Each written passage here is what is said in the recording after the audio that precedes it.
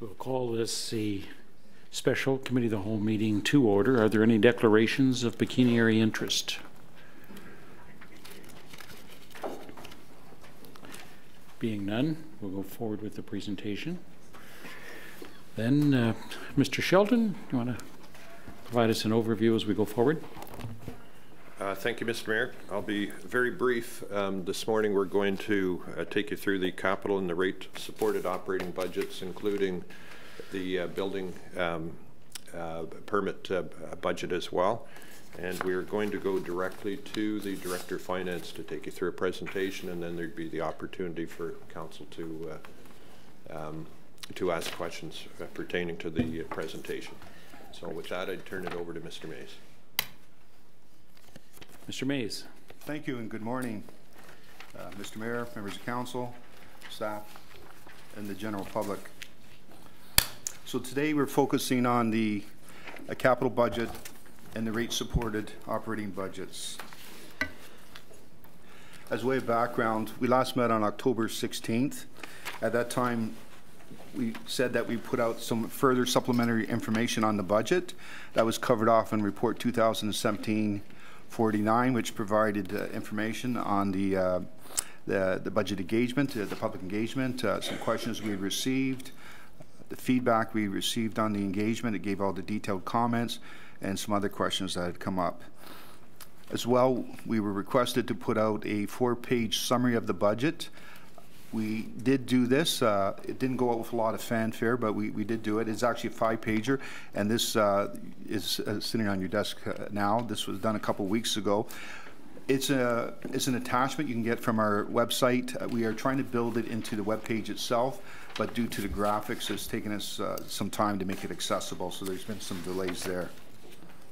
The goal of today is not so much to get recommendations on the budget, though committee may seem fit to do that, but as we're going to meet again on November 27th, at which time to present a consolidated budget recommendation, our goal today is to provide information to committee so they can it can inform their decisions and to receive direction from them as to how to proceed on the budget for the information to consolidate for the 27th.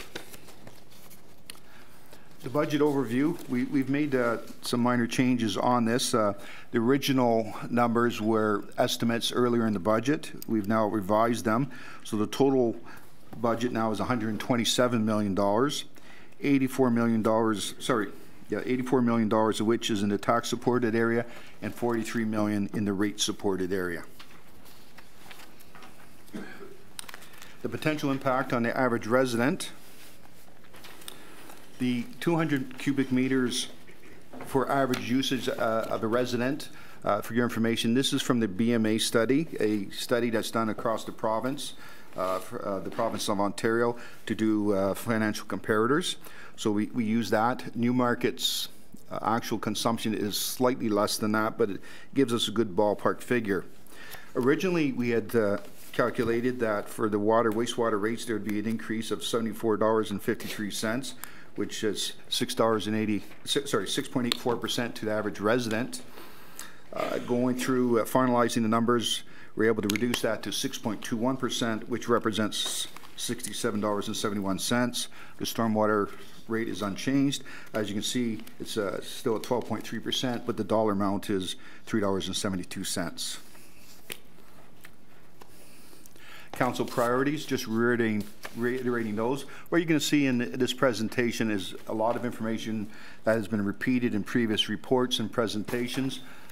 Where some of this is significant, I will take the time to highlight it, or where there's been some changes, I'll do that as well. These are the same council priorities. As far as the budget schedule is concerned, we have changed the focus of the meetings on November 13th and 20th.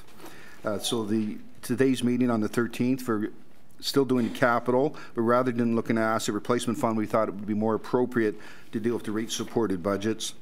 And then on November 20th, the whole package will deal with the tax, which is next week, we'll deal with the tax supported budgets, and it'll be more appropriate to deal with the asset replacement fund, the tax support asset replacement fund at that time. What also is not showing on the schedule is that also on October 23rd, the Central York Fire Service Joint Council Committee, JCC, met. reviewed the fire budget and made a recommendation to Aurora Council that be adopted on that basis. It went to Aurora's General Committee on November 7th, and they had no revisions. This is per our joint services agreement that the fire budget first goes to Aurora for comment and Newmarket for approval. I've included some definitions here just as reminders on decision packages and asset replacement fund. There's nothing new there. And on the assumptions, we're still working with inflation being at 2.1%. This was what it was in March when we started the budget process. And as of September to end of September, we got those numbers in October. It is still 2.1%. The October numbers will come out at the end of this week on November 17th. Moving on to the water and wastewater budget.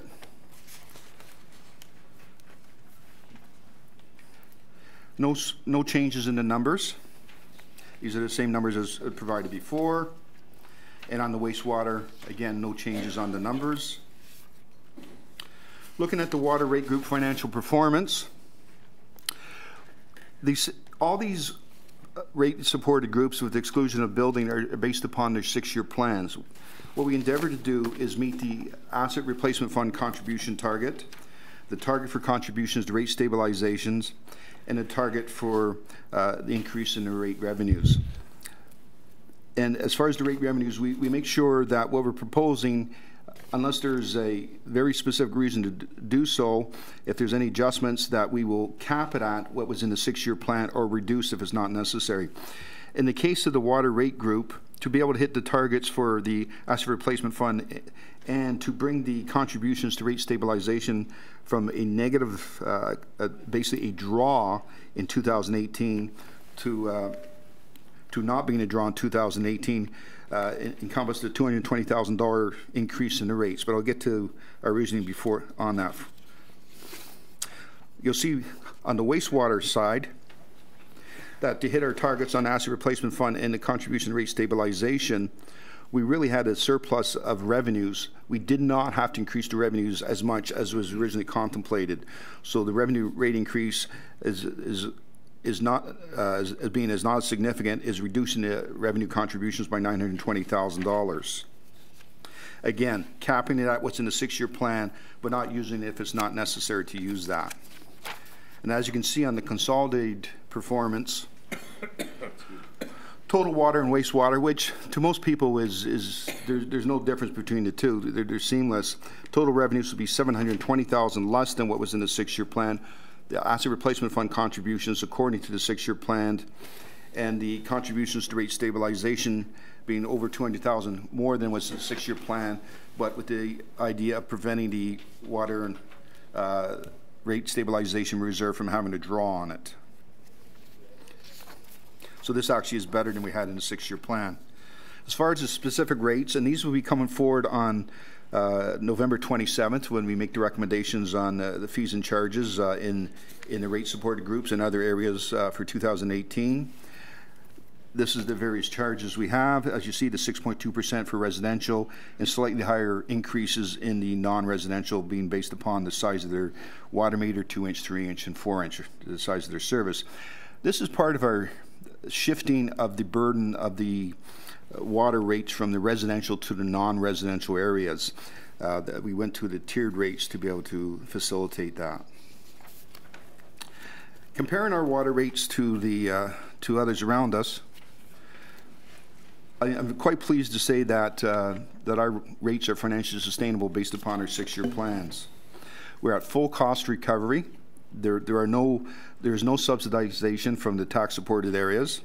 We have very healthy reserve funds. This shows in BMA and other studies that the amount we have in reserves is healthy, not to the levels that they should be, but much healthier than comparable. And also as a result that we have a lower infrastructure gap than we would see in other areas. However, we do have a situation, and this is why we brought in the tiered rates. Our strategy to fix that is that on the residential side, we are the second highest in the York region, but we have the lowest non-residential rates in York region as well. And this actually shows throughout the province we have very low non-residential rates. And this is the reason that we're shifting the burden from the residential onto the non-residential rates using the tiered system. Well, I believe you also will see, we don't obviously at this point know what increases our neighbors are going to have in their water rates, but I would surmise on the residential side, where we're coming at 6.2, they'll probably be in the 9 to 10 range. The stormwater budget, again, these are the same numbers as were previously shown. Again, trying to hit the 6-year target. We've left the revenue as it was in the 6-year plan because it was a 12.3% increase, and though we had some issues on the expense side, we thought it would be inappropriate to increase those rates beyond that.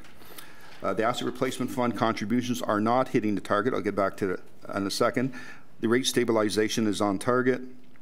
On the operation side, we had some expenses that weren't anticipated when we did the 6-year plan. We had and these are shown on slide 25 when we get to the decision package. So there was a $400,000 for maintenance of stormwater ponds, which had not been included in the original 6-year plan. Has to be factored in now. It's a mandatory item. $200,000 for maintenance of our catch basins, which is something that was always there but was not enforced, but now it's being enforced. And we also have approximately $100,000 for a new position. This was contemplated in the original 6-year plan and is being factored in. To be able to accommodate these decision packages is necessary to lower our contribution to the asset replacement fund. We are still contributing an additional $340,000 to the asset replacement fund. And in consultation with the engineering department, these monies and the monies carried forward from 2017 will be sufficient to finance the 2018 program. So we don't see that there be any actual issue with that.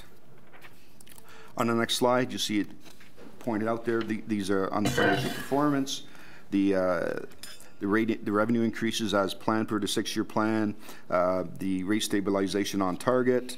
To balance things out, to hit those 2 targets, though, a reduction in the asset replacement fund increase. I should mention, I failed to mention this before, the 12.3% increase that we are seeing in the rates for 2018 on the stormwater. These were included in the the 6-year financial plan that was adopted in the spring, and they were also, when we adopted the whole principle of stormwater management fee, were included in those projections as well. So we are consistent on that.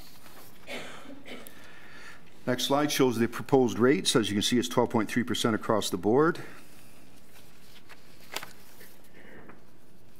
And here's some comparative information. Of the 444 municipalities in the province of Ontario, only 2.7% of them have actually adopted stormwater rates. So we're actually in a leading group as far as that's concerned. And I'm quite proud to say that I would stack up our process against any of those. In most cases, they basically are using a flat rate, whether it's per property or per type of property. But we have one that takes in the permeability of the property and the size of the property. So there's quite a lot to that as far as that's concerned. However, with all that, of the 12, ours is actually the lowest rate. The highest rate being about 2 to 3 times our rate. On the building department, again, the same numbers. One of the things we look at as far as the building department fees are concerned is, are we maintaining an appropriate reserve? The 2017 reserve fund budget shows a projected reserve fund balance of $3.9 million. On that basis, we would be 150%, approximately 150% of our annual expenditures. Our consultant who looked at our fees and our reserve levels has recommended that the target for the reserve should be in 150 to 200% range. So we're in the right area there. Now, based upon that draw in 2017, if we don't hit our, if we don't get the revenues, and we have to make a draw on reserves, this actually would draw down our percentage of reserves to 118%. At this time, though, we're not advocating making any change because the initial results, the interim results, are showing that we're exceeding our targets on the building. So I don't think that we have to make any additional increases in there. So we're projected to be within target on our reserve funds, for our reserves for the building area.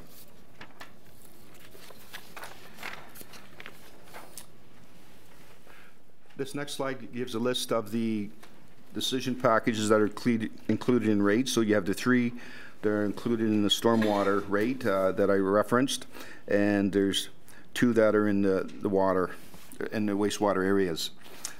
In the report, also highlighted the ones which are the last 3, which have any impact on staffing levels. The numbers shown here, as the decision package includes all the net expenses, so the gross expenses less any cost savings or any revenue that may be generated, non-rate revenue that may be generated from the position. These are the net. So for instance, when you look at the water quality analyst, it's a small amount because it's only the difference from going from a contract position to a full-time position, the cost of the benefits. Moving on to the capital budget. Here we've had a couple of changes. We've added, I believe it was 5 projects related to receiving grants. They amount to $280,500. They're shown on the other line, other funding, which would be grant funding.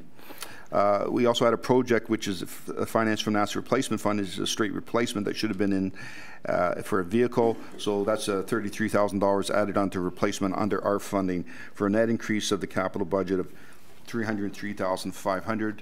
For this reason, attached to the report were revised schedules or appendices B1 and B2 to replace from report 2017-49 the schedules B1 and B2. Taking a look at the various components of the budget, first of all, looking at replacement capital. We don't just replace items as based upon some accounting entry of how many years they're good for, but we actually do condition assessments such as the roads needs study. We have over $14 million in the replacements. The major funding sources, the asset replacement fund, as you would expected, but also the federal gas tax, which we use to supplement the asset replacement fund for roads is what we've deemed that to be used, and some other funding from grants and from reserves. On the next slide, I list off some of the major capital projects. You've been provided with the details for those, plus the summary. The directors and commissioners are here if you have any, at the end of this presentation, if you have any specific questions on these. I just wanted to point out one thing though, the 5th one down where it says all other facility maintenance needs. In the context of this list, that looks kind of strange. Maybe if you just ignore the all and it's just other facility maintenance needs. There's no way that encompasses everything. Then we look at the growth capital. Over $9 million in capital expenditures funded from the growth. The major funding sources is obviously the development charges, DCs. What we're restricted on DCs though is that we cannot use DCs beyond our existing service levels. We can only maintain existing service levels for growth. As well, there are some areas where it's legislated we can only do 90% recovery, which is why you'll see there's funding also from reserves and other sources. The next slide lists off some of the major growth items that are being funded in this area. I've noted which ones are 100% or 90% funded, and again, we have to find the additional 10%. With your indulgence, I just want to take a minute and talk a bit about development charges. This was a question I did receive, and I want to make sure everyone's clear on it. So every 5 years, and we'll be doing this for 2019, the town does a development charges background study in which we project what capital, what is needed to support our growth. And it goes through a rigorous process, and at the end of it, we come up with a projection. And it's broken down into various categories such as fire services, library services, engineered services, fleet, and so on. And based upon specific projects, we determine, we calculate what we need to collect in those areas. There can be restrictions on them, but that's the basis for that. We collect those funds.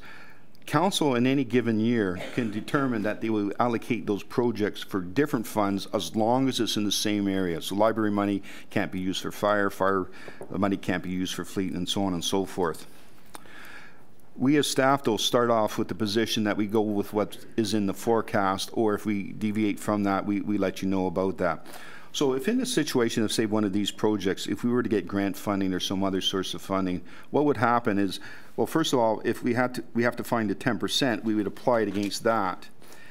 If it can then reduce the amount of development charges that are necessary for the project, we would look at some mix. So if it covers off in such as most grant programs, say 67%, we would fund it 67% from the grant or whatever that other funding source is, and 33% from development charges, because our 10% is covered off by the grant. Those development charges that have now been freed up would then be used for other projects, but they have to be other projects in that area. Now, if it turns out we don't have other projects in that area, what we then do is when we do our next background study, we would make an adjustments at that time. So I'm hoping that's answered that question. If not, I can elaborate. Now, looking at the other capital projects, these are essentially the things that are neither growth, so they're maintaining the service levels for a growing community, nor replacement. They're maintaining the existing service levels. And I've mentioned off a few things. They can include studies. They can be for health and safety. They can be things due to legislation, or they can be things that council has directed us to do that don't fit into those categories. This is obviously the smallest category, being just over $2 million. Now, you will see that some of the funding there is from the Asset Replacement Fund. That is actually from the Stormwater Management Asset Replacement Fund. That is the only source of funding that does have for its capital projects. On the next slide, I've listed off a few of the capital projects in the other area.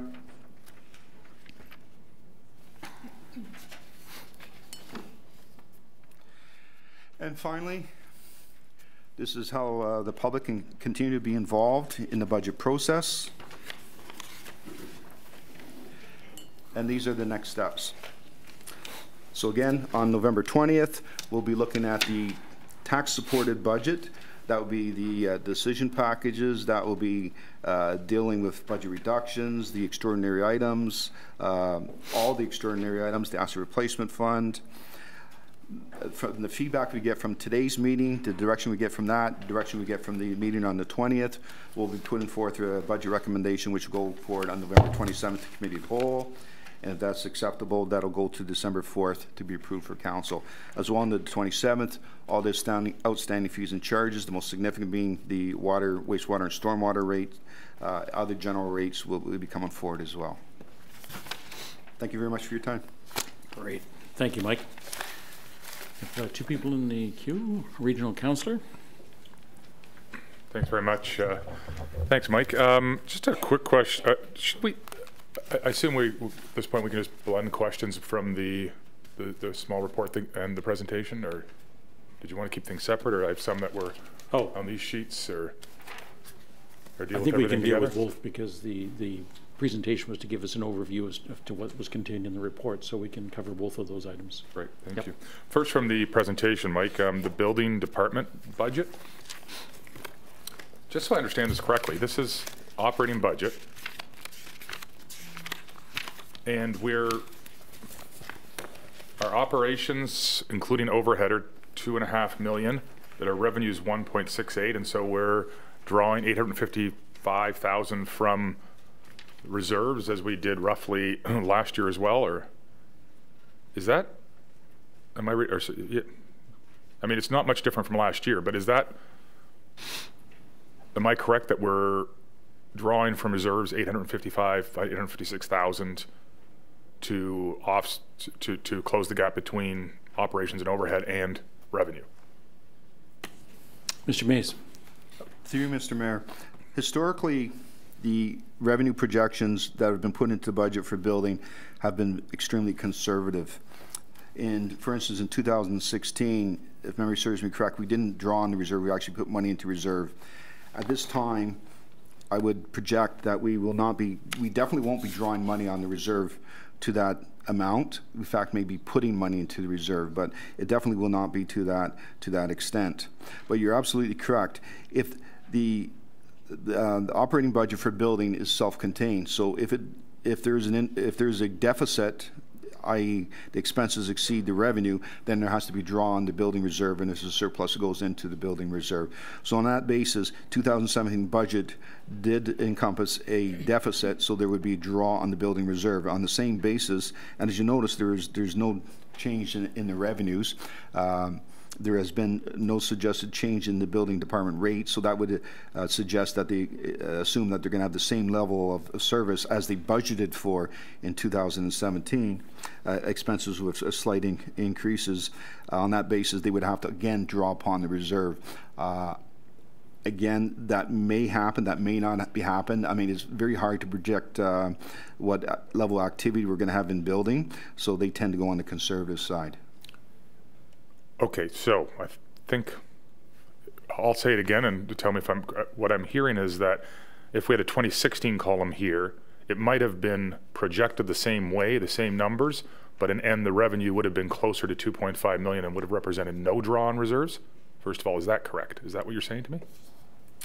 I will confirm those actual numbers, but based upon memory, I believe that definitely you'll find in 2016 we budgeted for a larger draw on reserves than we actually did. In fact, I think we may have actually put money into the reserve, but we definitely did not draw on the level that was in the budget. Got you. And then in 2017, however, these are actuals. So, excuse me, the 2017 numbers are budget numbers. This is the 2017 budget.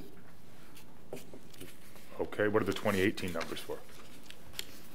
The 2018 number is the proposed budget. Right.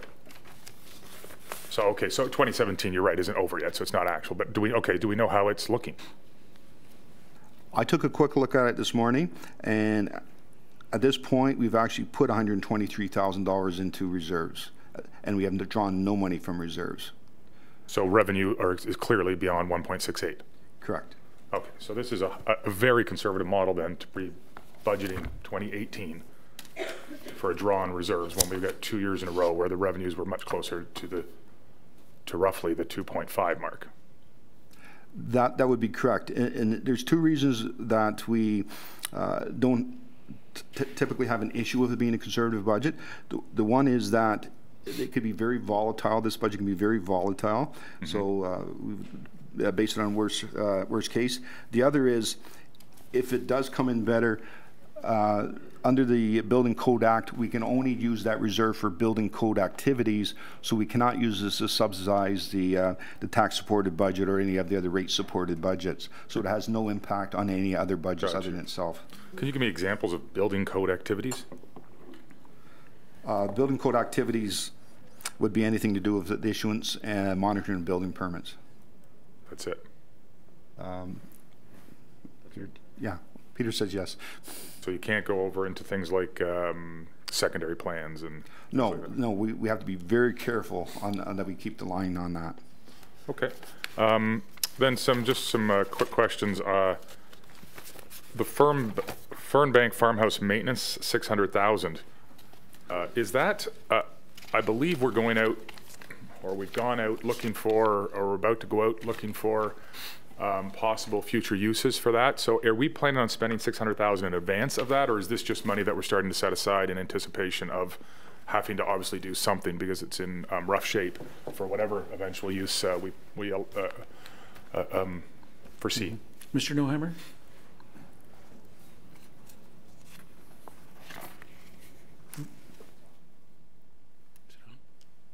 There we go. Okay. Okay. Thank you. Through you, Mr. Mayor. Yes, the budgeted amount for Fernbank Farmhouse in the capital budget is based on a building condition assessment that we had from 2010.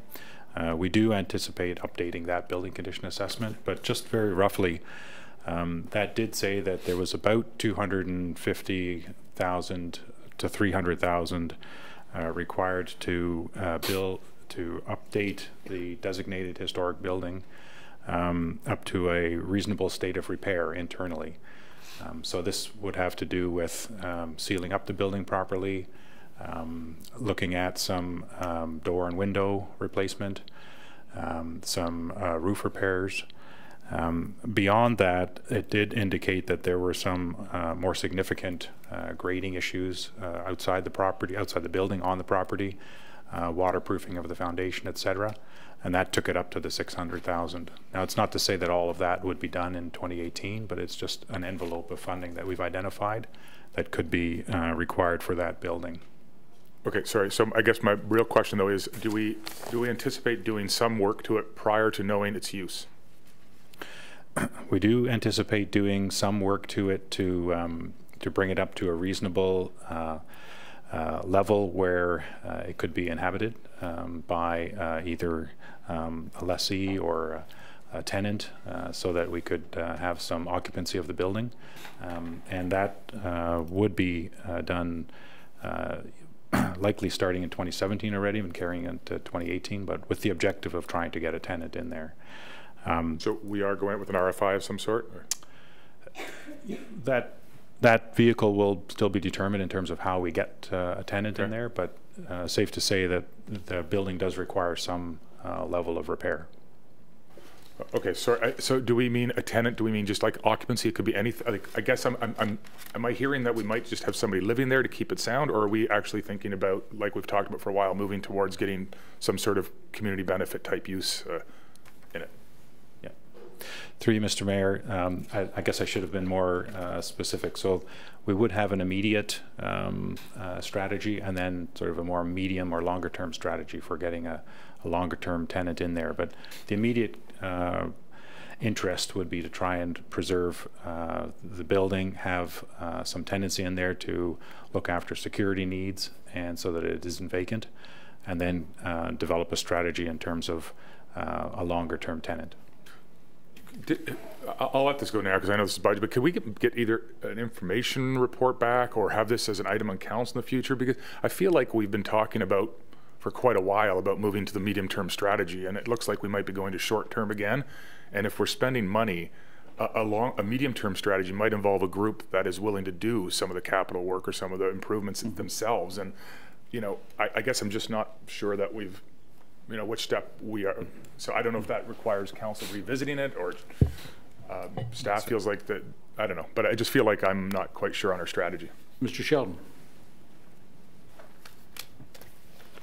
Mr. Mayor, this is an item that has been discussed at SLT, and it's quite appropriate at this point to put together a report for council that will also report on where we stand in terms of our obligations under the original purchase agreement of the Stickwood Walker farm, and also the funding. You'll notice in the capital funding document that it is split funding. We still have the proceeds from the insurance claim to deal with, so we can set out for council what staff are thinking at this point in time, and then we'd be looking for your direction or confirmation.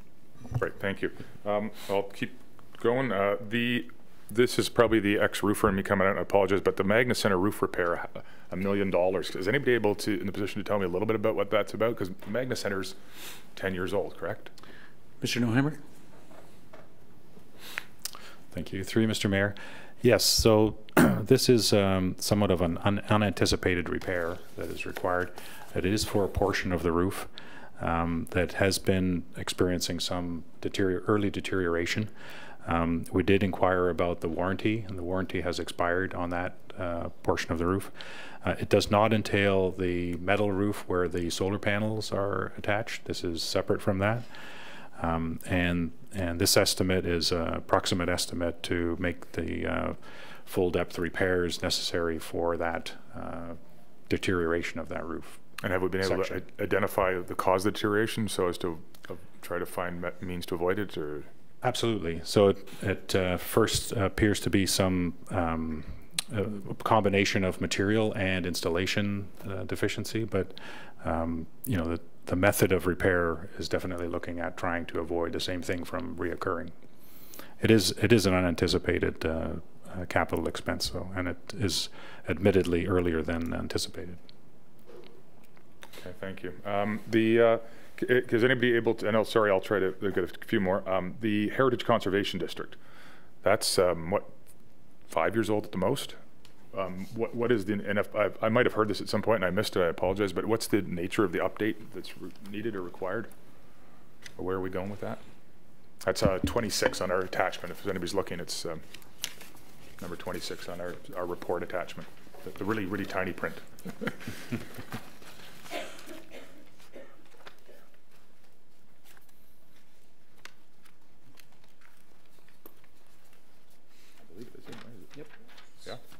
Development and Infrastructure Services, Mr. Noheimer. Yes, Mr. May, I'm just recalling here. It's listed as It's growth, identified as a too, growth which is item, So I believe this has to do with direction from Committee of the Whole and Council to review the criteria required to establish a height and setback for buildings within the Heritage Conservation District. This, I believe, came out of deliberation and consideration of the clock tower application. So this is more or less looking at bringing the current plan, which has the 3 stories, into conformity with council's request direction around 3+1 setback. Is that basically it? That is correct.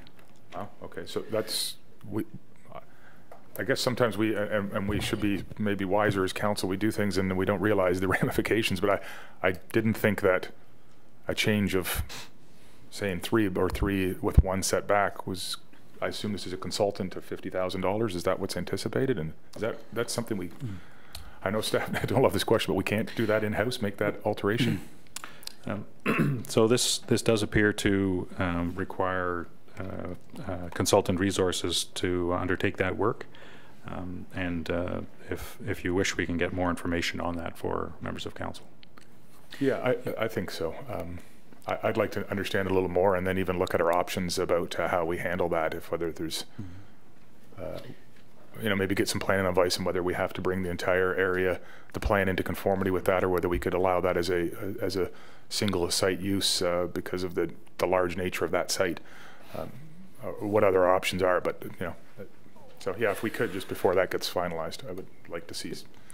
Now, what would be We're confident in our helpful, options. Mr. Shelton or Mr. Mays, is that if in this list we could put the decision package, because there is a decision package that's attached to that expenditure, is that not correct? So that's where I found the challenge, was cross-referencing I know that there's a line item there, but then also if there was a decision package in terms of the request, that could identify in more detail. So do we know what decision package number that might be? Mr. Mayor, with report 2017-49, there was Appendix B. Yes. Appendix B was a list of all the capital projects that would look somewhat like this. This would be, the cross-reference is the number that was on the summary, number 26. This would be page 26. Oh. Okay. We can recirculate these if you wish. That's okay. I didn't realize it was a page reference where I was looking for decision package number. So it's the page reference in that package then. Okay. If I, excuse me, sir, if I could just make a friendly amendment.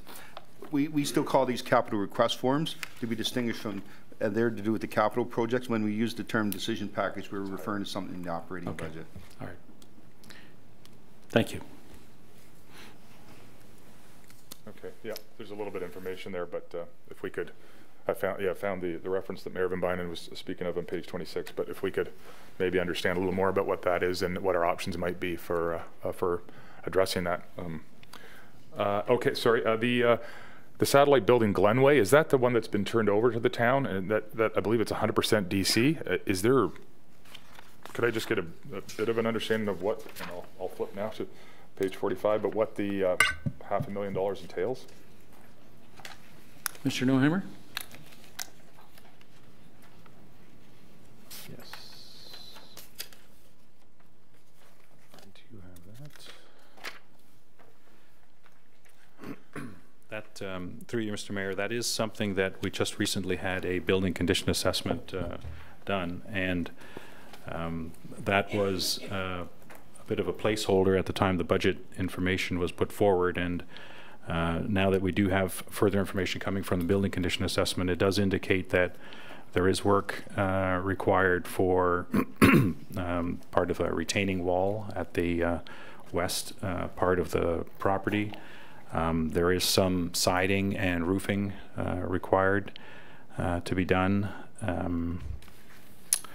as well as some windows, and that's something that we could provide some further detailed information if that's of interest. But it's generally the new property that has just come into the town's possession, and we're looking at operating part of our public works operation out of it. So did the needs assessment come in with a price, or it just tells you the work that needs to be done? It does have some pricing, and it came in at approximately 570,000 of work that's needed within the first 5-year period. So it's not all in the 2018 period, but it's forecasting work that is in more the immediate term. If you don't know this, I understand that, but I'm just curious. My memory made me think it wasn't a big building, but maybe it's larger than I thought. Do you know what the size of it is? I would be approximating, but Yeah. it's probably about 20 by 50 meters in size. thought, It's a yeah. fairly large steel structure. Well, wood frame structure with steel That is bigger than I siding. thought. Yeah. Okay. Thank you. The recreation playbook, number 53, $1 million for the recreation playbook. I believe that's related to the spray pad in Ward 6. Can I get an understanding too of that number? Go ahead, Mr. Hilheimer. Again, through you, Mr. Mayor. That is correct. It does have to do with the splash pad in Ward 6, Armstrong. It does include not only the splash pad itself, but shade structures, seating areas, and a washroom. Just in comparison, the splash pad that is currently under construction at Frank Stronach Park in Ward 1, the tender price for that came back at $1.13 million. So this is a fairly reasonable cost in terms of the recent experience that we've had in Ward 1. And it's got, so you were building a washroom or washrooms and change room, or? That this price or the scope of work does currently include a washroom at the Armstrong facility, yes. Okay, that makes sense. I think I'm just about there. Yeah, the last one I wanted to ask about was the outdoor train, $100,000. Correct me if I'm wrong, but I thought that originally that we had a report some years ago that brought the outdoor train to us as a no cost. That's my memory. I could be wrong. Sponsored by Tim Hortons. And I thought the idea was, look, this is a win-win. There's no cost. The sponsorship will cover the cost of the train as debenture, or on a plane. So is the sponsorship lasting longer than the life of the train, or could we not seek? So how does that work? Mr. McDougall. Yeah, thank you, Mr. Mayor. Through you to Deputy Mayor, Regional Councillor. That is correct in that the original train was covered through a sponsorship arrangement. It would have a serviceable life, and the sponsorship would have been in place for the serviceable life of the asset. So as the asset ages, it would get to closer to the end of that serviceable life. So we would be in a position where we need to either refund the asset or through town funds, or we would have to seek additional sponsorship again for a replacement train. If we're unavailable or unable to do that, then we would just reduce that level of service. So, what is the length of the sponsorship? Sorry if you said that. I apologize too. I was looking at the sheet. Go ahead, Mr. McDougall. Through you, Mr. Mayor. Sorry, could you repeat the question? The length of the sponsorship? Yeah, so the length of the original sponsorship was for the life of the asset. So this would be to replace that asset as it gets to the end of its serviceable life. So the life of the current sponsorship would expire with this asset. Okay, so then, and that one, the cost was offset by the sponsorship. So as I think you kind of alluded to it, but would we not attempt to sponsor again, or do we think that's difficult to achieve? Go ahead, Mr. Through you, Mr. Mayor, we certainly could seek sponsorship for it. There's a multitude of things that we're currently trying to seek sponsorship to kind of defer from some of the costs of other things within the municipality, but it is something that sponsorship could be sought as one option or a combination option between town funding and some sponsorship involvement. Okay, so how do we leave that? Is that just something you'll explore and let us know about, or I just think it makes sense. I suspect there's Tim Hortons might be possibly interested, or not. There's been quite a number of real estate agents who've been showing interest in activity in the downtown area, or other organizations that might be interested in sponsor or partial sponsorship to offset some costs. Mm-hmm. Mr. Sheldon? Thank you, Mr. Mayor. That is a capital project then that you could give us direction to, while maintaining it in the as a placeholder, that we seek sponsorships and report back to you before any work is done on that. So is that can be just direction, and we can give now if all of council supports that idea? I think just to give us good records on the capital budget, if you could do those as motions, that would assist. Okay. Do you want me to do that now, or? Let's hear from the rest of council. Maybe we can come back to those things. We can summarize some of those.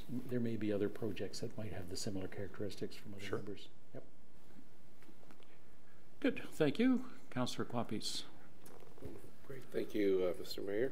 Just a few questions of clarification. On slide number 15, the 2-inch residential and non-residential, what we're talking about is that we're currently at the lower end of the increase, and we're still shifting the wastewater rates over to industrial. Am I understanding this correctly? Mr. Mays? Through you, Mr. Mayor, there's two components to our water and wastewater rates. There's the variable rate, which is based upon the amount of water used. So the charge both for water and wastewater is based upon the amount of water used. And that's going up a certain percentage, and that's regardless whether you're industrial, commercial, or industrial. The other component of that is a fixed monthly charge. The fixed monthly charge on the residential side is based upon a formula where it's a certain percentage of the overall cost.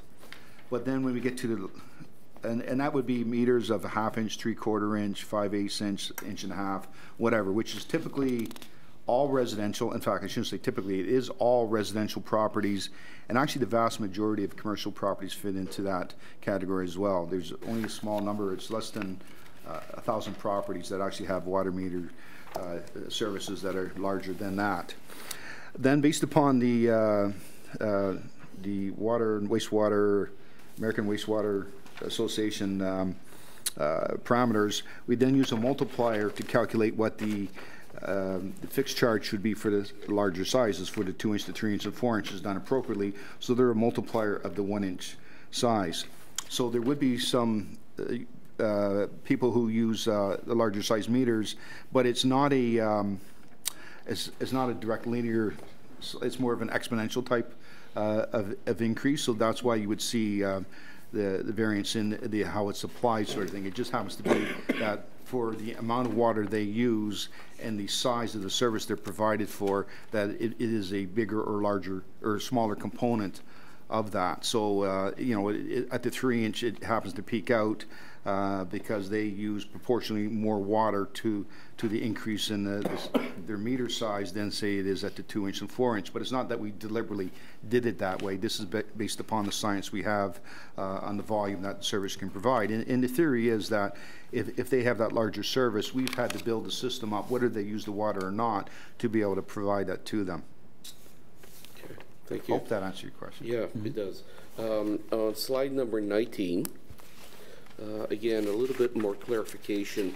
The $685,000 difference, you mentioned that that's being offset through another account, but I'm just trying to figure out, is that offset all within 1 year, or is that spread over the 6-year plan? Mr. Mays? Through you, Mr. Mayor, if I understand correctly, you're talking about the contribution to the rate stabilization?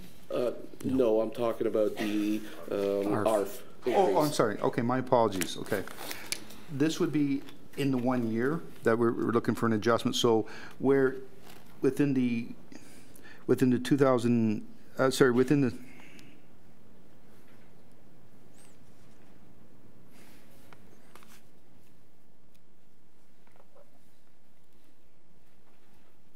okay.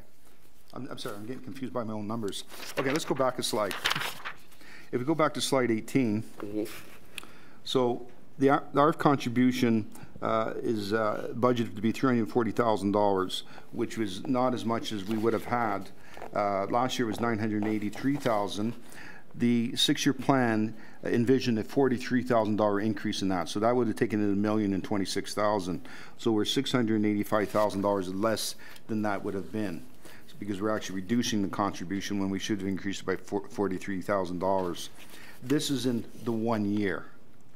Okay. In years after that, so starting in 2019, we would endeavor to try to recoup that. I would not see that we could do that in 1 year, but we would try to have larger increases on a go-forward basis in the asset replacement fund, because it was the contributions or the targets were based upon the programs we see on a go-forward basis in the mid to long term. And slide number 20, in the stormwater rates, the proposed stormwater rates, I assume, excuse me, I assume the first line where it says low-level runoff, that encompasses the residential portion? Through you, Mr. Mayor, no. It's the mid-level runoff is the majority residential.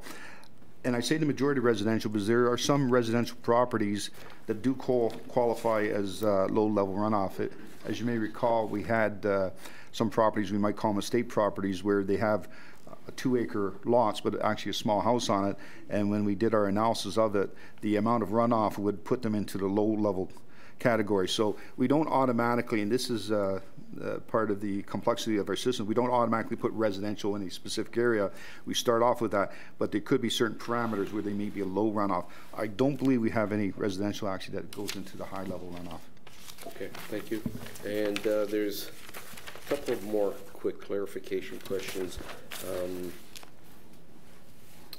On slide number 25,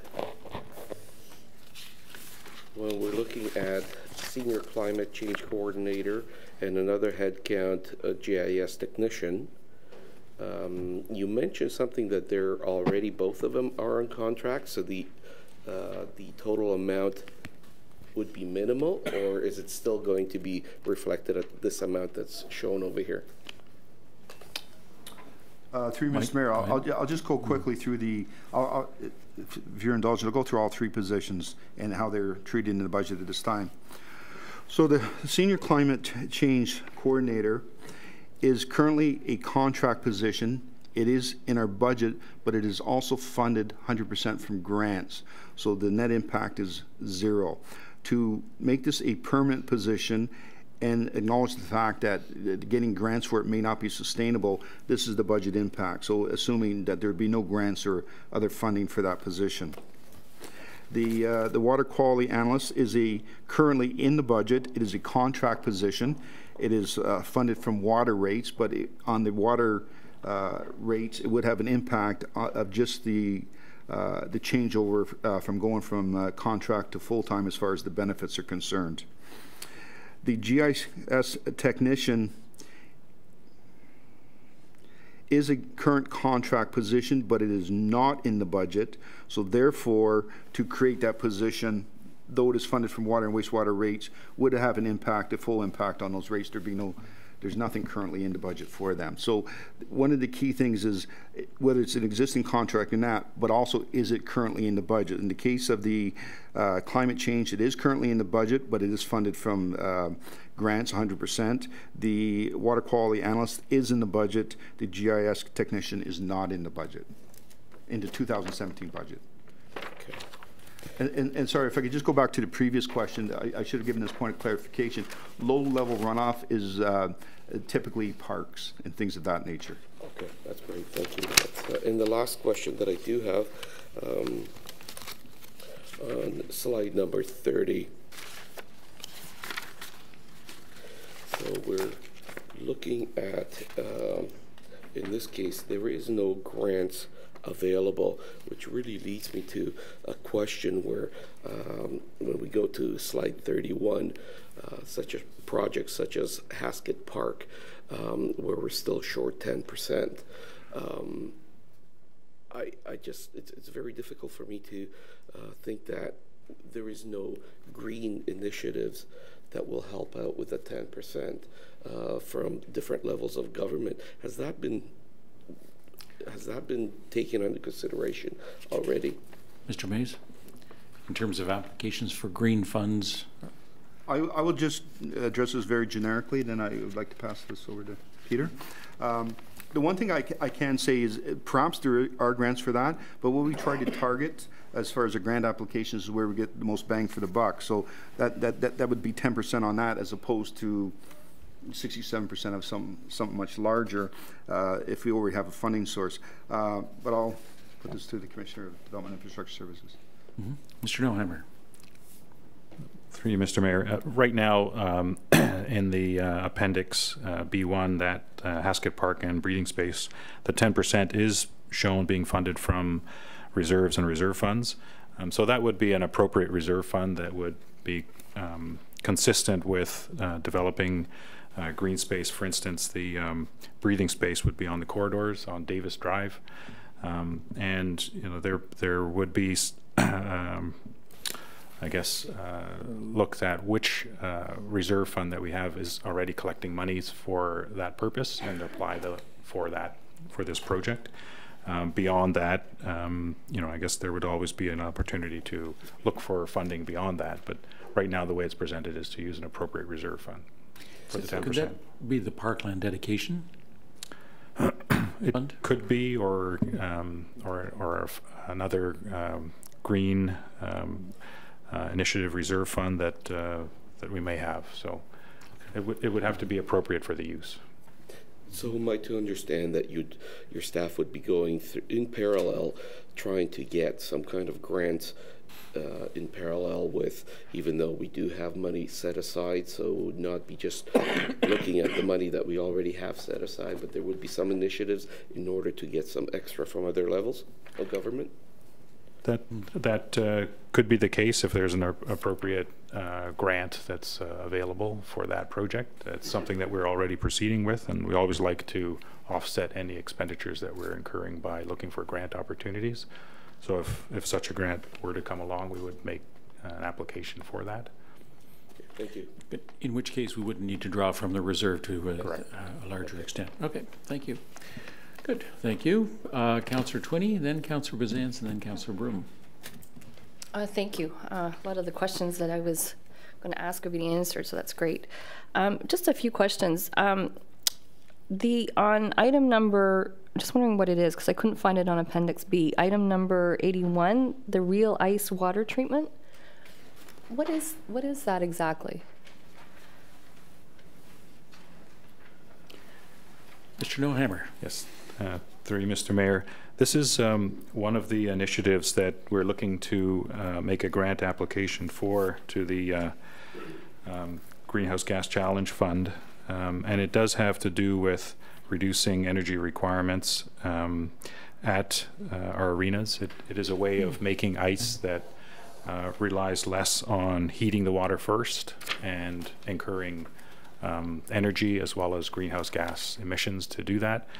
This is a different process that would create the ice of a high quality through different technology. So we're looking at that project to make a grant application, and the funding source would come from that. Oh, okay, great, thank you. My other question through you, Ms. Mayor, is with regards to the replacement of the lighting for the sports fields. There was a recommendation from the consultant to go with LED as opposed to, I think, what we are going with because of the time frame of payback. What would be the difference in cost and with regards to that, and what is this lighting system that we're going with compared to LED? Mr. Noheimer. Yeah. So yes, through Mr. Mayor, Councillor Twinney, there was a indication from the consultant to look at LED lighting. I guess that's the most energy efficient lighting available for sports fields at the moment. The business case that we were looking at, however, didn't have a sufficient return on that investment, simply because the lights aren't on for an extended period of time. They're only on periodically when in the evenings when they're needed for the sporting event, whether it's baseball or softball or soccer.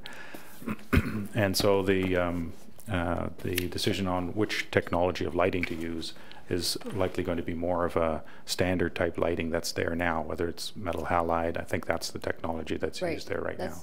And I think that's what we're replacing it with then? That's currently our thinking, just to keep our costs down, and also keeping in mind that the business case for greater expenditure just isn't there in terms of the financial return on that. So, so if we're replacing it with the same type of lighting, so for example, Armstrong's fairly a new diamonds up in that area. They're not that old. So why are we replacing it with the same thing? Is it something that, is it because their lighting is, like I'm struggling why, I mean, if we're replacing it with the same exact lighting system, what's the reasoning behind it then? Mr. Nolan. Yeah. So I guess there are some, this is a phased, the consultant's report looked at a number of years in terms of a phased strategy. So for 2018, there would be an emphasis on, I guess, 4 major parks, that being the Ray Twinney soccer and 2 ball diamonds at Ray Twinney, north and south, as well as a northwest area of fairgrounds. Other significant parks would come forward at later dates. As well, there would be minor upgrades at 10 other minor parks as well. So through you, Ms. Mayor, so we're assessing them and they're because of the need. So I know, I mean, just from personal experience, I do know that Fairgrounds North is definitely, it struggles, that lighting system there. But so we are making sure that obviously that it's a definite need in those areas to replace these, I mean, the lighting systems are not, because I thought, didn't Ray Twinney, one of the diamond, the back diamond, I thought we just did some work on that lighting system not too long ago. That's certainly something we can follow up on if more information's of interest. Okay.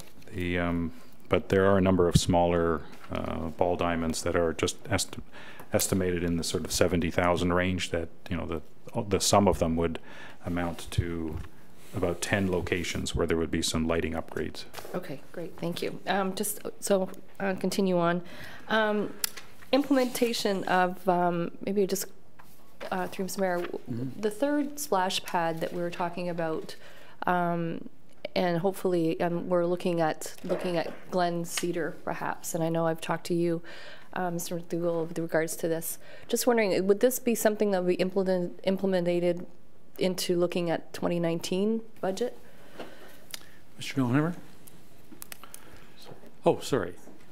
Mr. McDougall. Oh, no problem. Thank you, Mr. Mayor. Yeah, specific to the last remaining spray pad, as per the playbook, it is earmarked for that quadrant of town. We're still looking at possible locations, with Glen Cedar being one option. Again, that land is owned by the school board, so we're in the process of discussing with the school board the option of utilizing that land in a shared use arrangement. Once we learn more about the feelings of the school board, then it will inform the Public Information Center, which we'll have on the phase 3 of the playbook, which will come up in Q1 of 18. And so then what we do have funding for that final spray pad as part of the DCs, and so that would come forward likely as part of 2019 for that, ideally a spray pad to happen in that remaining quadrant. Okay, great, thank you. Just one, I think I have a couple more and then that's it. George Richardson, item number 55, the George Richardson Park North Playing Site. What exactly are we doing? That's the area that they had to do all that reconstruction to do with this, drainage?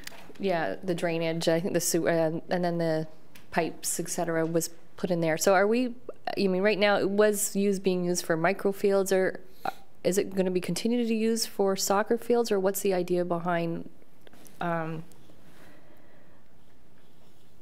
area? Yeah.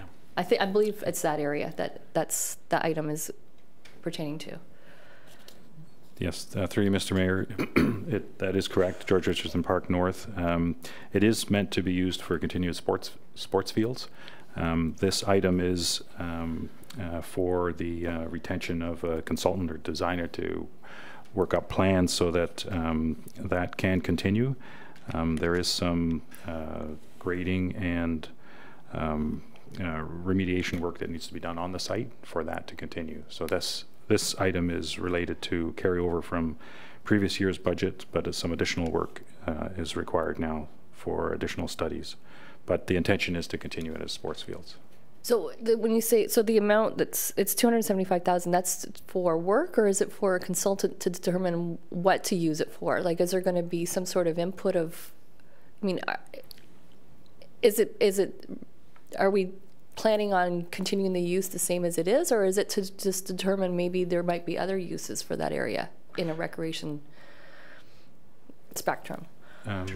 Yeah, well, it's definitely to retain consultant assistance to develop plans and designs to ensure that continues. And that's certainly the intent, is to continue it for recreational and sports use. However, you know, over time, if that the types of sports uses that are on that fields, I think that would. So that's what. So to determine what maybe in the future it might be better used for, maybe perhaps if that's the case, is that right? This item responds more to what's required on the site to ensure that the grading and the surface is satisfactory suitable for in the future for any kind of use. Okay, perfect. Go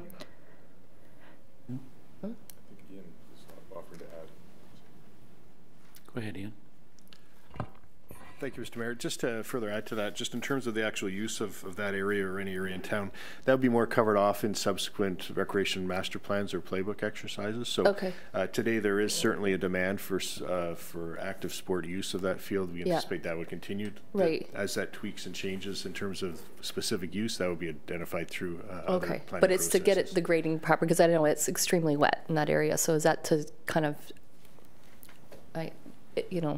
ensure that it's usable in a better way than it is now? Absolutely. Okay, yeah, perfect. Absolutely. Thank you. And then just one, I think, last question. The catch basin cleaning, which is a mandatory item on one of the slides, is this a new item? Like, is this, or like it's 200,000? Is this, or is this because we have additional basins now to clean as we grow? But that would be growth. So I'm just wondering what that would be.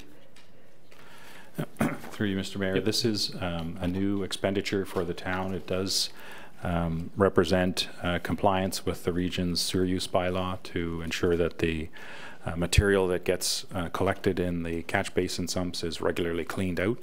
The town does clean it out on a frequency that isn't sufficient to ensure compliance with the region's bylaw. So this funding submission does ensure that we are cleaning them out at a frequency that meets the regional legislation. Great, thank you. That's all. Thank you so much. Thank you, Councillor Bazance, then Councillor Broom. Thank you very much, and thanks for the presentation and all the material. Just want to refer to the replacement capital, page 29 of the slide deck, capital projects engineering staff time for $900,000. Is that time that or staff that currently are in place, but that we would be allocating a portion of their salary costs to these projects, or is this in addition to existing engineering staff? How, like, what's that intended to cover? Go ahead, Mr. Noheimer. Through you, Mr. Mayor. So this is a very good question, and it quite regularly gets asked through capital budget review each year.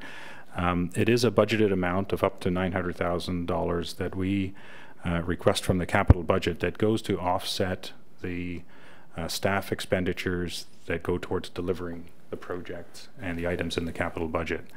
It's not to say that the full $900,000 will be drawn upon, and quite regularly each year it's quite a bit less than that. But this is an expenditure that is appropriate against the capital budget, because otherwise consultants would have to be retained to deliver that. So it is placed up against the staff time delivery of the capital budget. So if I understand this correctly, then if we didn't spend all of that, we'd still have to pay for the cost of the staffing out of operating budget? Is that how it works? So this is an offset against what would otherwise be in the operating budget. Through you, Mr. Mayor, that is exactly correct, Councillor Bizans. And a portion of each person's time within our engineering and even some in public works that are related to delivery of capital projects is allocated against this item. So it's not to say that 100% of everyone working in engineering is allocated against this, but that portion that they devote to delivering the capital program is offset against this budget request from the capital. And you're right, it does go against reducing the operating budget requirement. Okay, thank you. A few more questions. Can I just ask? Oh, sir. How's that number established, or how do you determine how much is allocated?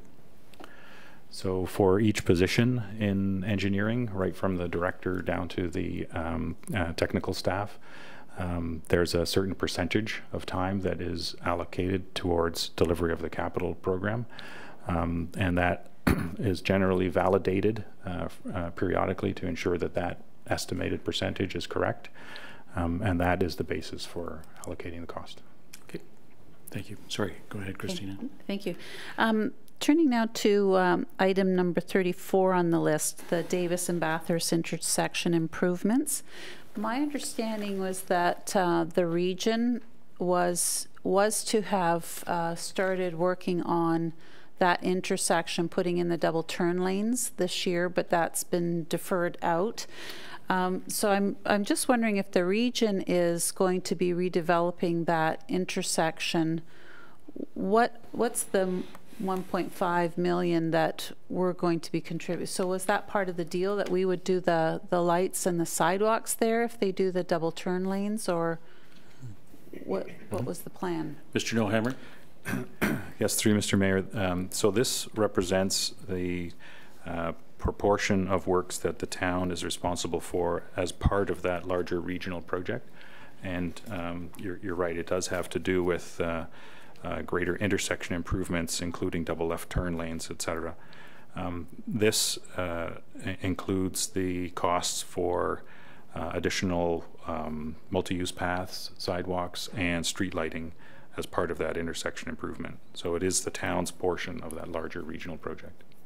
So had the region proceeded with the double turn lanes this year, which is what the original plan was, we would have incurred that cost in this year's budget, or was it always sort of a plan for 2018?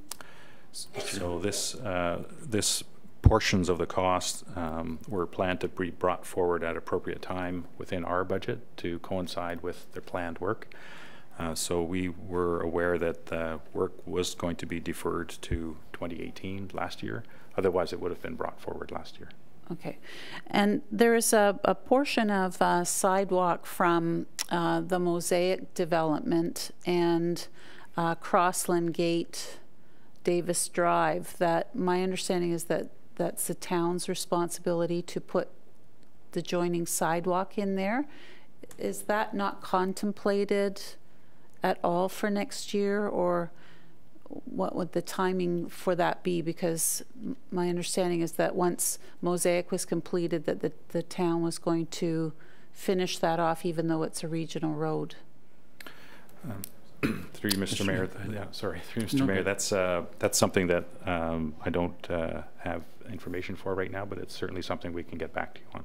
Okay, that would be appreciated, because I know that there are children in that subdivision that are having a challenge because they don't qualify for busing, but they can't walk from there to Alexandra Muir School, which is their sort of home school area.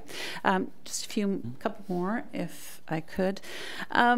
In my understanding was that in this year's budget, we had allocated about $100,000 to do a connection between the Clifford Perry subdivision, which is the sort of latest subdivision in the very northwest end of Ward 7, to connect it with the Dave Kerwin Trail. And that was because there's no park or amenity for people in that subdivision right now. So we had looked at putting in at least a trail that could connect them to the existing trail system there. But I don't see that in the 2018 budget. I know that we had allocated it for 2017. Is it somewhere else in here and I'm missing it, or have we forgotten it, or what's the plan for that? Through you, Mr. Mayor, I don't believe that that's currently programmed in our capital budget right now, but that's something that I can get more information on. That you're quite correct. That portion of the northwest quadrant was in a subdivision that eventually is to be connected to the Dave Kerwin Trail through a new walkway connection, and it is to be implemented over time. But I don't believe it's currently in our capital budget, but I'll try and determine more information for you as to when it's coming forward. Okay, because I do know that it was in the 2017, because that I believe it was there, because that was something that I had asked for. And then just a quick couple of other questions. The Sundial Park development, number 61, can you explain what that is? Because it seems that Sundial Park or Sundial development is a long way from being finished. Mr. Nohammer. Yes. Sorry.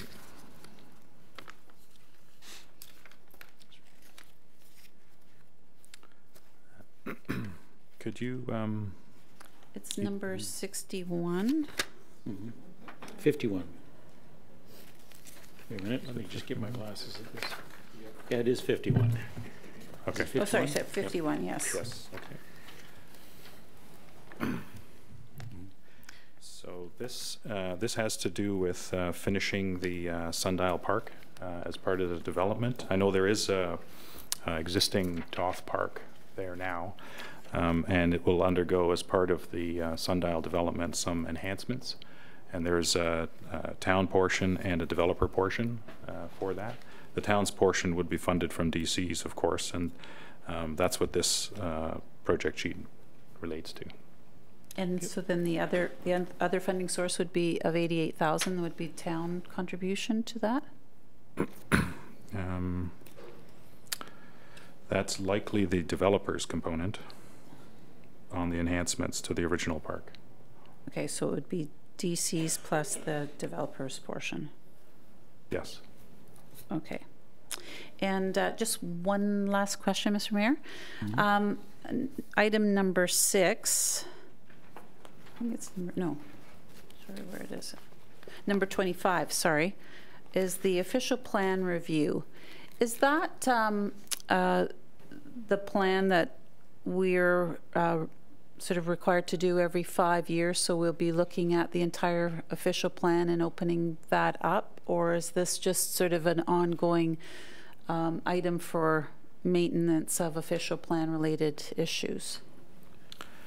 Mr. Nohammer. Yep. Through you, Mr. Mayor, this item relates to the update of the official plan every 5 years, and so this is the sort of major update of the official plan.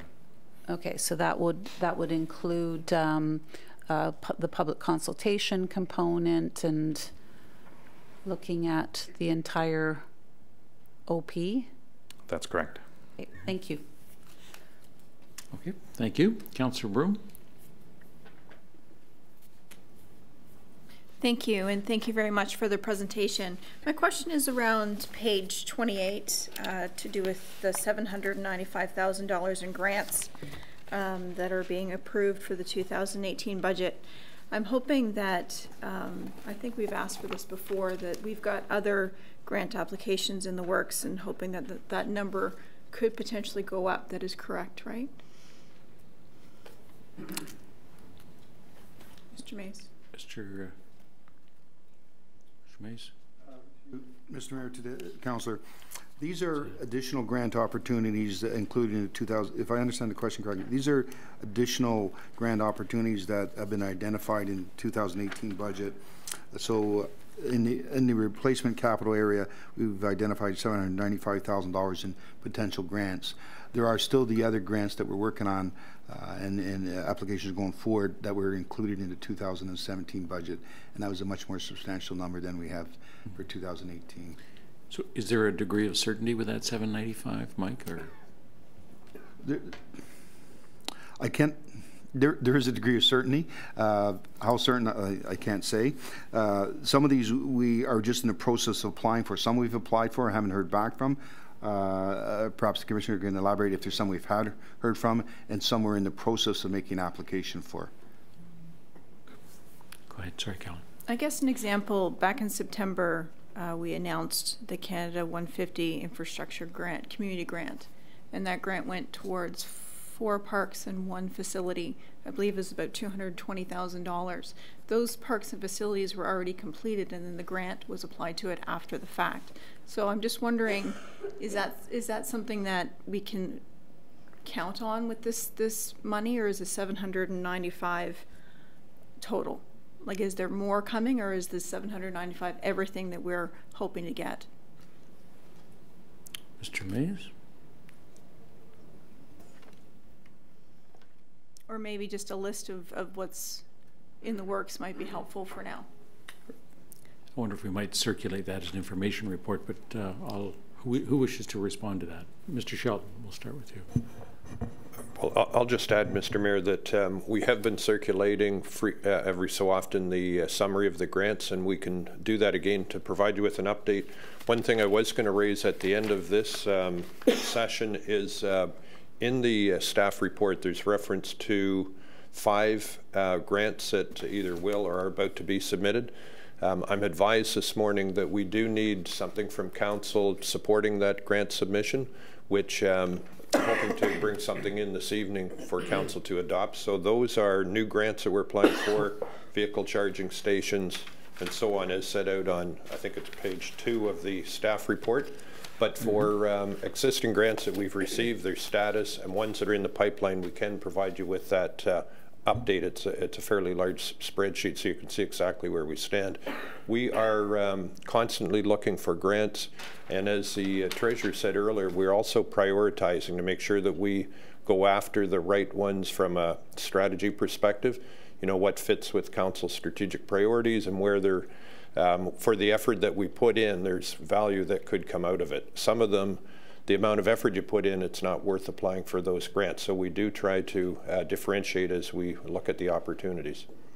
And just along the same lines of what Councillor Koppes was saying, the Canada 150 Infrastructure Grant of $221,000, that money would have gone back into DCs because we received it after the fact, or do you recall if that was included as one of the grants that we were hoping to receive? Mr. Nohammer. Yes, through you, Mr. Mayor. That is correct. The grants do go to offset the original funding source. So, for instance, the Canada 150 grants that went to update the parks, that would have come from our asset replacement fund, and so those funds were could have been offset by the grant amount and then repurposed for other uses in our asset replacement strategies. With respect to grants, the CAO identified that we will be bringing forward an information report on the status of the various grant applications that we have underway.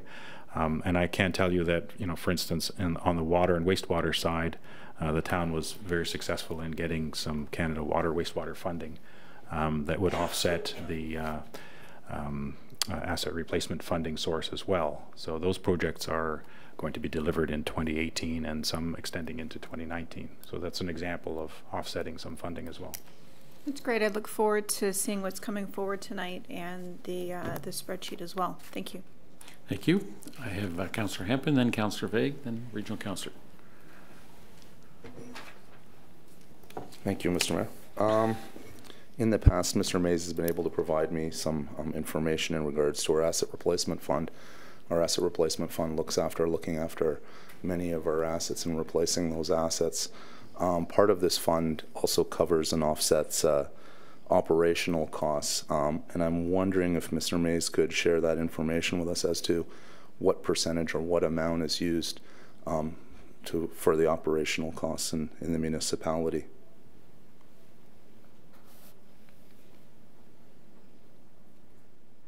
Mr. Mays? Through you, Mr. Mayor, I wasn't prepared for that question.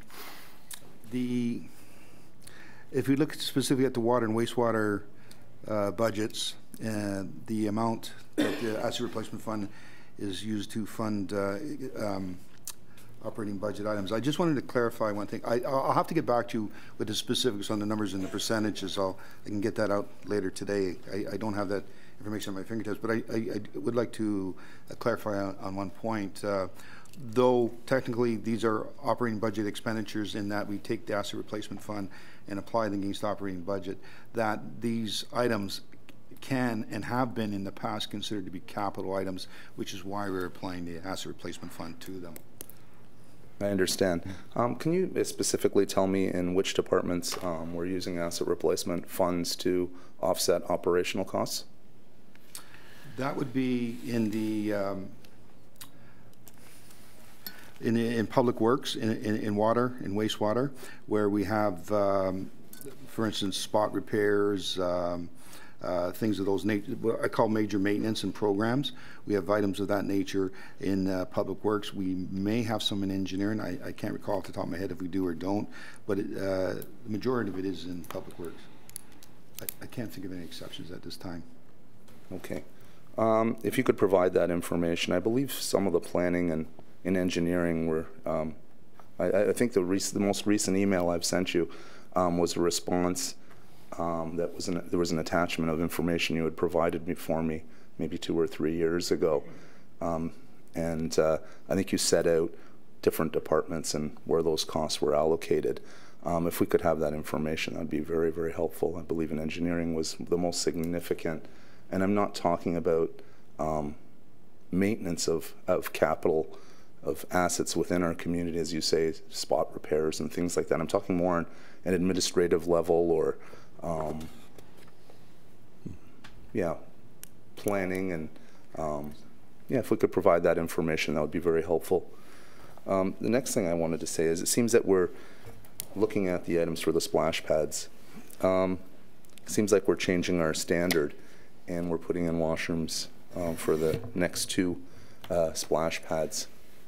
I'm hoping that we can receive some further information as to the cost of putting in a bathroom, fully accessible bathroom in Ward 4 at Rogers Park.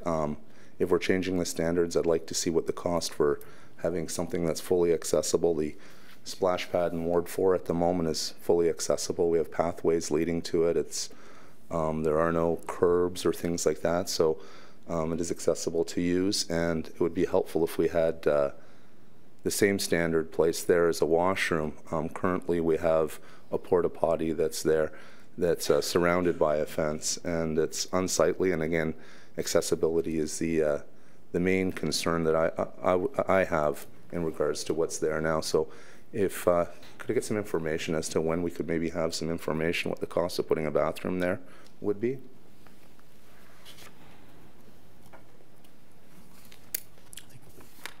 Mr. Noheimer, that.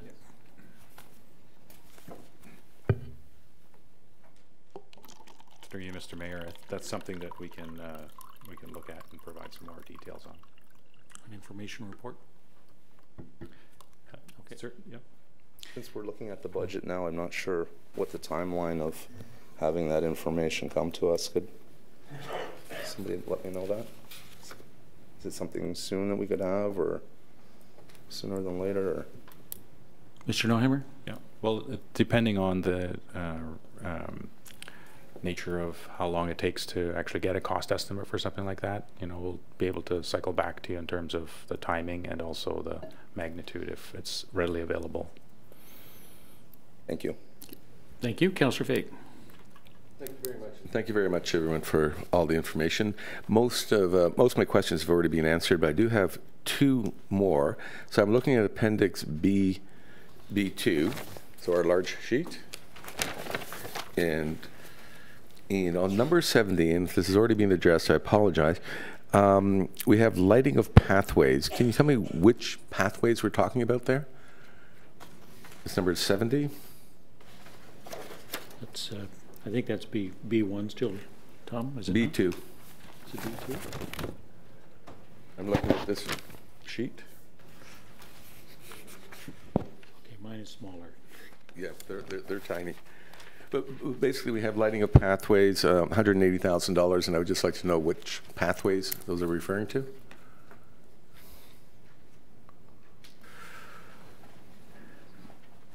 Mr. Nohammer.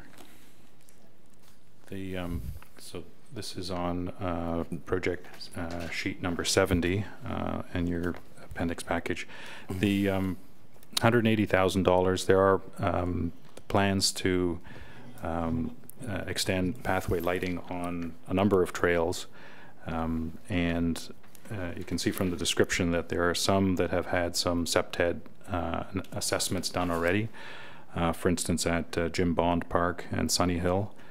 There are other parks that will come forward in either next year or in future years, including Ken Sturgeon, George Lousby, Audrey Sanderson, and Druid Oak. And these have all been requested to have lighting assessments done on them. The preference would be to have solar lighting along the pathways to assist with reducing the energy costs on them. So with respect to the particular ones that are coming forward for 2018, it would appear to be Jim Bond and Sunny Hill. Okay, just those two then. Okay. Yeah. And my second question, and it's the same sheet, number 72. We've had the Kingdale Shoulder rehabilitation for about a decade now, and each year being deferred. I think this is probably the last road in Newmarket, or one of the last roads in Newmarket. It does not have a paved shoulder. When snowplows come through, they push all the gravel and dirt onto people's lawns. Then we have to replace that and then clean people's lawns. Mr. Kalamuto is nodding his head. He's quite familiar with this. And for all the calls we get each and every year. But once again, it looks like this is being deferred, and it seems to have been deferred for about 10 years. Is there any way to finally go to address this? It has been a long time, and it is causing a problem for the residents and certainly our cleaning crews. Mr. Nohammer. Through you, Mr. Mayor. Councillor Vague, we certainly understand the interest in trying to upgrade Kingdale Road and the gravel shoulder.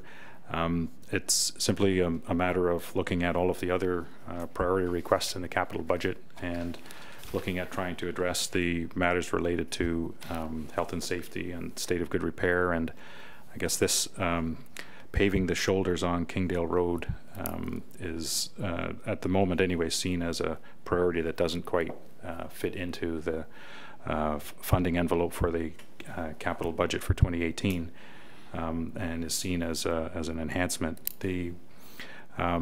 I guess staff do go out and try to maintain the gravel shoulder and clean the roadway, as well as any spillover of the gravel onto the sodded areas of people's front lawns, and also the swale area there, to make sure that the drainage is still working fine. So I guess just a long answer to a short response to your question, that is simply just a matter of prioritization, that it hasn't come forward. Yeah, well, perhaps we can find some grants or something, because I suspect that over the years, the amount of maintenance we've had to do there, just because it is not paved, is costing us far more than paving that shoulder. It's quite a job that every year to clean that up. It's a fairly long road, and as Mr. Kalamuto knows, we're out there quite a bit, especially in the spring. And we've been doing it year after year after year for about a decade now. So perhaps, and you know, I suspect something like this, with the criteria that you're using, will always come in as a third priority ranking as number 3. Because you're right, I can't argue that it's a safety issue or anything like that, but certainly I think the people there have been quite patient, and they do call us every year on this. So I will ask if you can take a second look at that, because it is being deferred year after year for over a decade now. And with the rankings that we use, I don't think it'll ever rise above number 3, so it's very easy to shove to the side for that reason. But these are taxpayers, and they have been quite patient. And this is probably the last gravel shoulder we have in Newmarket, or one of the last ones that we have. Actually, that probably is a good time to I know that prioritization is an important issue for the budget process, and I see on the decision packages we have this category called points, and in the capital pages it's priority ranking. It might be helpful for us, and perhaps if it's not available today, for us to circulate, how do we establish these prioritization? What are the components and what are the elements that are being considered, and how we allocate our projects and how we prioritize those projects? I think that would be very helpful information for me, and I don't know if other members of council would find that helpful as well. But like, how do we make a choice, or how do you as staff make a choice in terms of which project should go forward and which one shouldn't? I think that would help us in terms of the way we respond to our residents as well. Exactly, because I think the criteria that we're using now will always put something like this as a priority ranking 3. And I understand that we have limited dollars, but after being deferred year after year for a decade, I'm saying, when can we get moving on this? And if we go to priority ranking, I have a feeling the answer to that will be never. So that information would be helpful. Mm-hmm. Thank you. Good. I just have, are you finished, Councillor? Okay, thank you. I have one question. A lot of these were covered earlier, but we had some discussion about the allocation of operating costs and how they relate to the capital projects, either whether they're charged to ARF, etc. It would be helpful, I think, for me to get a refresher on how do we determine, once the cost is incurred, whether it's staff cost or a consultant cost, how do we determine whether that gets allocated to ARF, asset replacement, whether that gets allocated to water, wastewater, or whether that gets allocated to general operating. And so I'm sure that that's a process you go through on an ongoing basis. So I think it would be very helpful for me, for sure, but other members of council, to have an understanding as to how those numbers are determined and how those items are allocated through the different budget processes. The other item from my perspective is with respect to the community energy plan. And I know there's a fairly detailed analysis in is that a decision package or is that a page? I think that's a decision package. Is that with the understanding that we may be getting some funding? Because I know that we went through the community energy plan and council approved it on the basis of we will be seeking some support from other levels of government. And so is the intent to be seeking out some government funding for that? And I think community energy plan is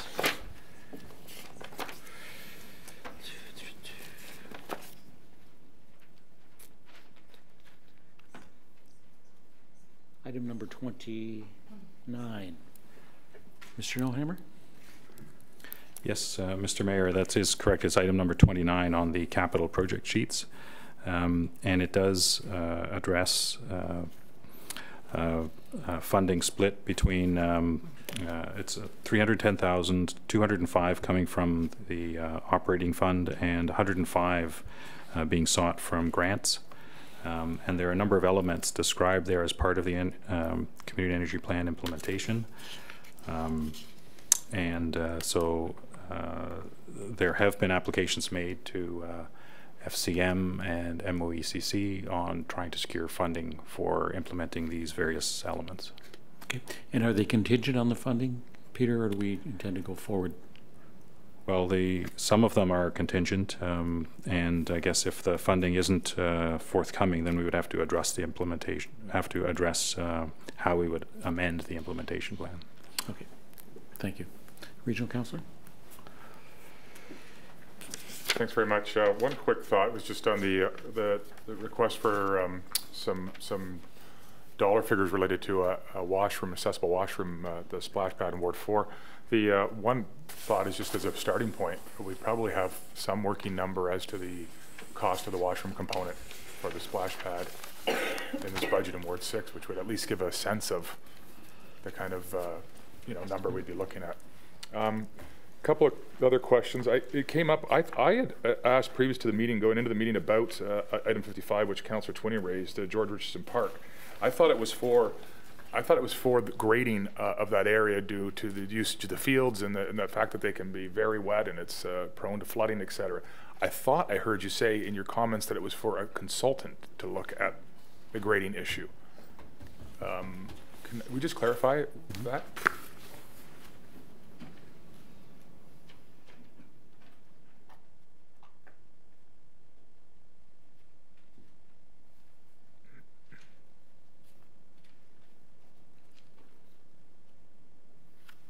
Go ahead, Mr. Nohammer. So it does. It is described as project sheet number 55 on page 55 of your package, and it does describe that I guess the work here has been deferred because of the ongoing plans for the Upper York sewage solution component of twinning the force main through the YDSS, and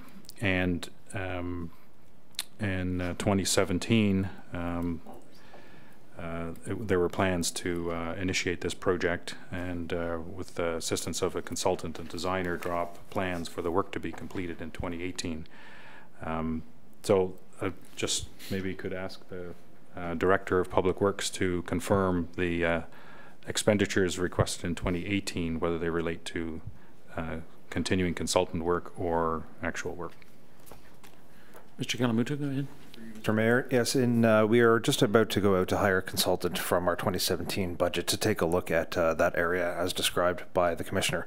And this $275,000 will be to do the works that is recommended by the consultant, and it is taking a look at the grading. It's also taking a look at the type of fields out there, if we can transform it from micro or mini fields, those kind of things. So it's taking a look at that and implementing some of those recommendations whatever we can. Okay, so when I look at that, the total budgets, what we had and what we are proposing is $475,000, some of which I assume a small amount is for the consultant. The majority of it is to actually do the work. That is correct. And we're looking at possibly this, it seems odd that a consultant who does engineering work is also going to look at the type of, whether it's microfields or other uses? Well, we'd be looking at the grading to see what we can actually fit in that area, depending on what the grading can be. Okay, and so if that spills over into Parks and Rec and Culture, I assume we'll be consulting with the soccer club on if there's any possible changes or proposed changes. Yeah? Yes, we can do that. Okay, thanks. Okay, thank you very much. Actually, I wanted to ask about the fire truck. I'll just flip to it, but I believe, yeah, here it is. It says cost is $985. 2018 cost is $400,000. So I assume then there'll be dollars in the capital budget next year to round this number out. Is that the approach? Yeah. Yeah. And is could we, what would be helpful? I know this is probably covered by JCC, but I think because new trucks, when they occasionally come up, are a fairly large item, I, for one, would find it helpful, I suspect all of council, if we could get a sort of a retrospective look and a forward look at, so what trucks have we replaced in the last 5 or 10 years? I assume you probably have a plan for it going forward according to what age vehicles are at.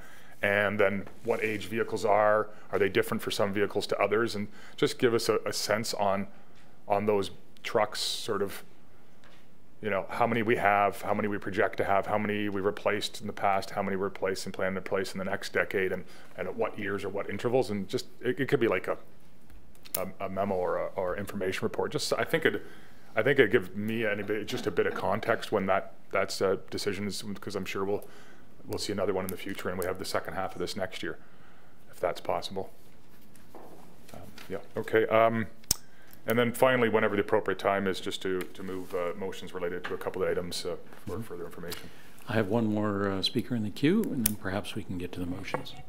Thank you. Quinney. Yeah, thank you. Just to follow up, I know this is a budget meeting for capital projects and stuff, but I just want to make sure that with regards to the George Richardson North Park, going forward, just ensure that, I guess, it comes back to council, or there's or information report on you know, I mean, looking at the uses, and I know Regional Councilor Taylor had mentioned about notifying the soccer club. But I guess, with our recreation plan, looking at the future and looking at the needs for recreation in the future, whether, what's the best uses for it, and what the and maybe some information coming back of what process moving forward will be for that, because it is certainly a large area that could be open to a lot of uses, and I don't want to just sort of pigeonhole into, because it's always been soccer, that it needs to always be soccer. So not that it shouldn't be or it should be, but just to make sure that we are, in the future moving the right way. So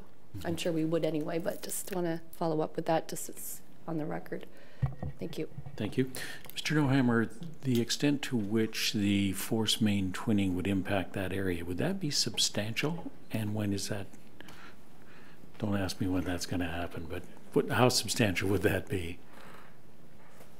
So, Mr. Mayor, that is one reason why it had been deferred, and I guess the latest plans have sort of refined what the design looks like. I believe it's off the sports field now, but that's something that we can confirm. Okay. It could have a significant impact on the project. For sure, as well. Yes. Okay, thank you. Okay, if we could then have some motions with respect to the report. First of all, I guess to receive the presentation, and then I'm seeking a motion with respect to the direction that we provide staff concerning the consolidated budget for November 27th. Regional Councillor. Thanks very much. Yeah, so I just wanted to make, well, first, the motion that we get some greater information and preferably options on the work related to the Heritage Conservation District. I'm not sure how. I'm open to suggestions from staff on how to procedurally handle this, but I think wanted motion. So I guess I don't know when it would be brought back, but for council's consideration, I'm specifically thinking about whether we need to do $50,000 worth of consulting work, or whether there's options for handling on a site-specific method, or simply adjusting our standard, or what's the risk in terms of the strength of the conservation plan if we just adjust it without background, et cetera. Maybe we could consider something we had considered earlier, and that is that we put some preconditions on that before we commit to that expenditure, that staff provide us with a report as to what the options might be, so that while we provide for it in the budget, before that expenditure commitment is made, that a further report comes back to council for approval. Would that work, Mr. Shelton? Or is there a better way? Let me ask you that. That, Mr. Mayor, is what I was suggesting as well, that to keep the capital program moving forward, and with an item like this where you have a number to go out to use a consultant to do something, it could stay in the budget as a placeholder, but with the condition imposed that that does not proceed until a report comes forward that sets out other options for council's consideration. So you do have the item there in the budget, and the other one that would fit into that category is the farmhouse as well. Right. There may be others like that. Okay, perfect. So we'll phrase them all in the same way then. Thank you very much. The other one would be the Fernbank Farm. Yeah, Fernbank. And that we can get that we approve it subject to staff first bringing back to council a report outlining our options on how to address that short and medium term options. And the other one would be the outdoor train, that would be approved subject to a staff report back to council, approval by council related to options vis-a-vis sponsorship. And I'd also be happy to move that we receive the presentation, and that this information form the basis of the capital and rate supported operating budgets going forward, or however staff would like that phrased. Yep. So that on item number B, that the capital and rate supported operating budgets be incorporated in the consolidated budget, subject to those conditions. Yes. Okay. Do I have a seconder for that? Councillor Broom. Any further discussion? All those in, Councillor Pezance, yes. Sorry. So does that also include like anything else we've raised as questions about, whether something's been carried over or not in the budget, to include that? Yeah. Well, example? just some of the questions that were raised where we were asking whether, you know, whether there's been a provision, and the commissioner indicated he is going to go back and look at those matters. So for instance, I talked about the walkway connection from Clifford Perry to the Dave Kerwin Trail and things like that. So I'm just wanting to make sure that those are captured in this revised motion as well. Mr. Shelton?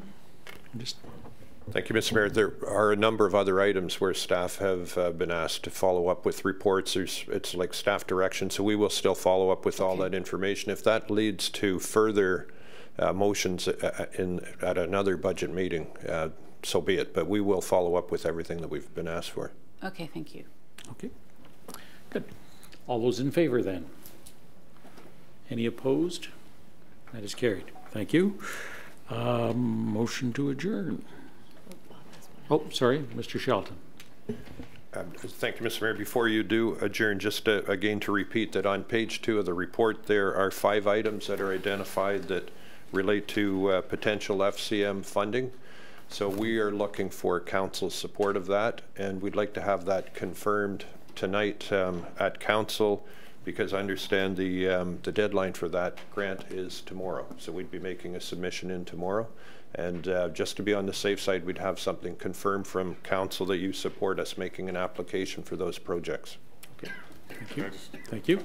Regional Councillor? Sorry, I assume that it'll happen, because if there will be a one-page report with it. I just think it needs to outline what fund we're applying for, the parameters of the fund, so that people aren't wondering, well, why are you applying for vehicle charging stations and not a new bridge or something? I mean, something that outlines the envelope we're applying with. Yeah.